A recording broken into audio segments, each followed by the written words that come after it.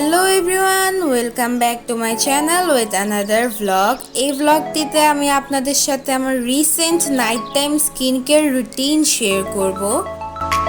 এই কয়দিন প্রচণ্ড গরম থাকায় এবং কারেন্টের যন্ত্রণায় থাকতে না পেরে আমি রাত্রে শাওয়ার নিয়ে আসলাম। যেহেতু আমার অনেক বড় চুল, তাই আমি টাওয়াল দিয়ে চুলটা মুছে নিচ্ছি, কারণ এতে এক্সট্রা ওয়াটার সব টাওয়াল সোক করে নেবে এবং বাকিটা তো বাতাসেই শুকাবে।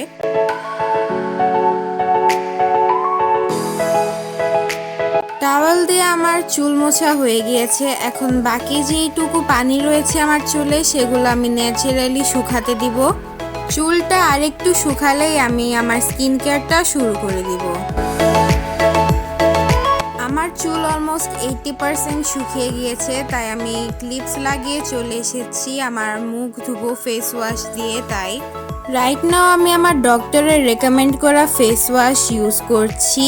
আমি সকালে ঘুম থেকে উঠে একবার ফেস ওয়াশ দিয়ে মুখ ধুই, আবার রাত্রে ঘুমাতে যাওয়ার আগে একবার ফেস ওয়াশ দিয়ে মুখ ধুই। এছাড়া আমি দিনে যতবারই মুখ ধুই নর্মাল পানি দিয়েই মুখ ধুয়ে থাকি। আমি কিন্তু আবার স্কিন কেয়ারে রেগুলার না, মানে রিসেন্টলি আমি একটা ভেকেশন থেকে ঘুরে এসেছি, তাই চিন্তা করলাম যে এখন স্কিন কেয়ারটা করা দরকার। তাও আমি আবার মাঝে মধ্যে 2-1 দিন মিসও দিয়ে দেই, বাট এখন আমার চেষ্টা চলছে যাতে আমি আমার স্কিন কেয়ারটা রেগুলার করতে পারি।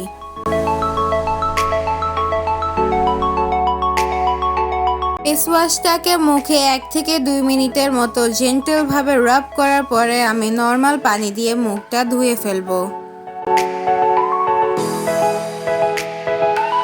যেহেতু চুলগুলো আমাকে অনেক ডিস্টার্ব করছে এবং যেহেতু পুরোপুরি শুকিয়ে গিয়েছে, তাই আমি এখন চুলগুলো বেনি করে ফেলবো। নর্মালি আমি রাত্রে ঘুমানোর সময় চুলগুলো বেনি করে ঘুমাই। আমার বেনি আমার আম্মুই করে দিয়ে থাকে, কারণ আমি তেমন কোনো চুলের প্রতি আমার যত্ন নেই না। আমার মেইন হেয়ার স্টাইলিস্ট আমার আম্মু। এই যে আম্মু আমার বেনি করে দিল। বেনি করার পর কিন্তু বড় চুলে দেখতে খুব সুন্দরই লাগে। যেহেতু এখন বেনি করা হয়ে গেছে, আমার স্কিনটা দেখতে একদমই ভালো লাগছে না, তাই চলুন শুরু করা যাক স্কিন কেয়ার। প্রথমেই আমি আমার মুখে মিল্ক এবং টারমারিক দিয়ে যে আইসটা বানিয়েছিলাম সেটা রাব করব। নর্মালি সবাই নর্মাল ওয়াটার দিয়েই এটা বানিয়ে থাকে, বাট আমি মিল্ক এবং টারমারিক দিয়ে বানাই, কারণ টারমারিক হচ্ছে অ্যান্টিবায়োটিকের কাজ করে এবং মিল্ক আমার ফেসকে ময়েশ্চার রাখতে হেল্প করবে। এছাড়াও মুখে আইস রাব করলে এটা অ্যান্টি এজিংয়ের কাজ করে থাকে এবং মুখটা অনেক বেশি ফ্রেশ লাগে। নর্মালি মানুষ সকালবেলা ঘুম থেকে উঠে এই কাজটা করে, বাট আমার যেহেতু আলসামি লাগে, তাই আমি রাত্রে ঘুমাতে যাওয়ার আগে এই কাজটা করে থাকি। প্রতিদিন আমি আমার মুখে 5 মিনিটের মতো আইস রাব করি, তাই আপনাদের সাথে আমার দেখা হচ্ছে 5 মিনিট পর। এটা হচ্ছে আমার স্কিন কেয়ার সেকশনের একটা পার্ট। এখান থেকে আমি আপাতত সবগুলো প্রোডাক্টস ইউজ করছি না। আজকে আমি এই কয়টা প্রোডাক্টস ইউজ করব। প্রথমেই আমি দ্য স্কিন স্টোরির 5-in-1 রেডিয়েন্ট সেরাম ইউজ করব। এটার কাজ হচ্ছে স্কিনকে ময়েশ্চারাইজ করা, রিপেয়ার করা এবং অ্যান্টি এজিংয়ের কাজ করা। এটার মধ্যে রয়েছে গ্রিন অ্যাপেল স্টিম সেলস, আরও অনেক কিছু।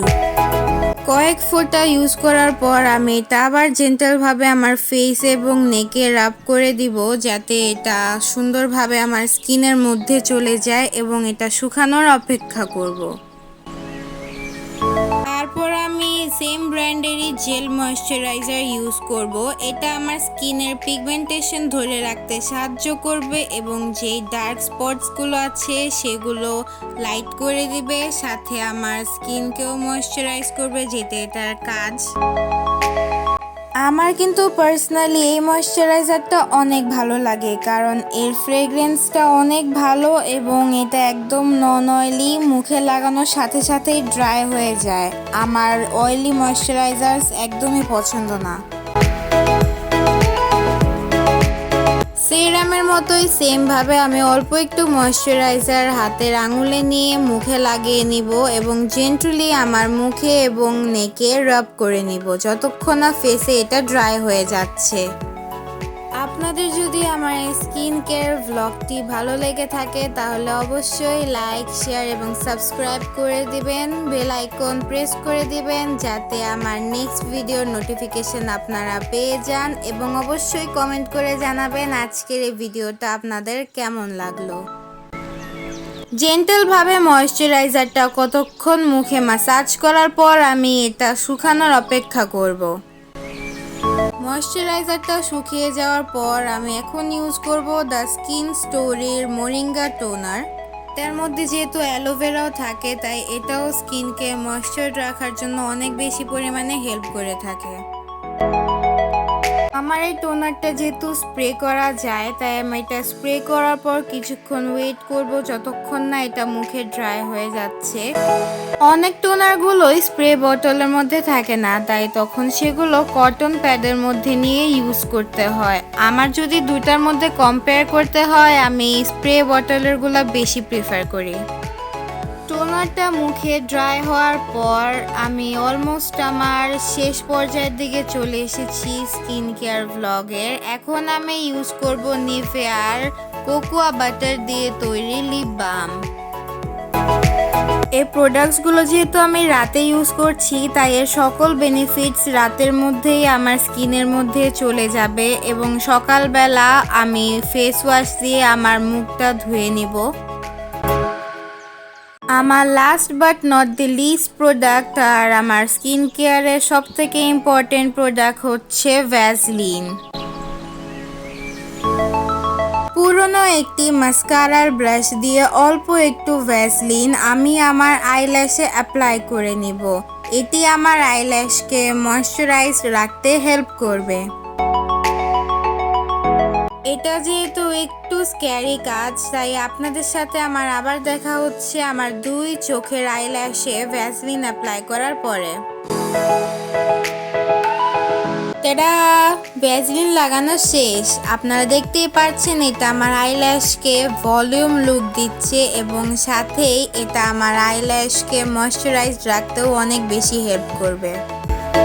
আমি কিন্তু ইনস্টাগ্রামেও দেখেছি যে আইল্যাশে ভ্যাসলিন অ্যাপ্লাই করলে আইল্যাশ তাড়াতাড়ি বড় হয়।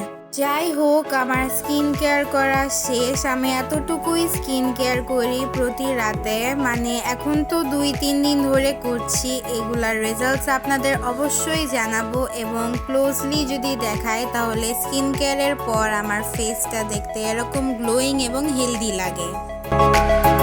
স্কিন কেয়ার করতে করতে অনেক রাত হয়ে গিয়েছে, তো এখন আমার ঘুমানোর পালা। আপনাদের সাথে দেখা হবে আমার আরেকটি নতুন ভ্লগে। এতক্ষণ ধৈর্য সহকারে দেখার জন্য আপনাদের অনেক অনেক ধন্যবাদ। Thanks for watching.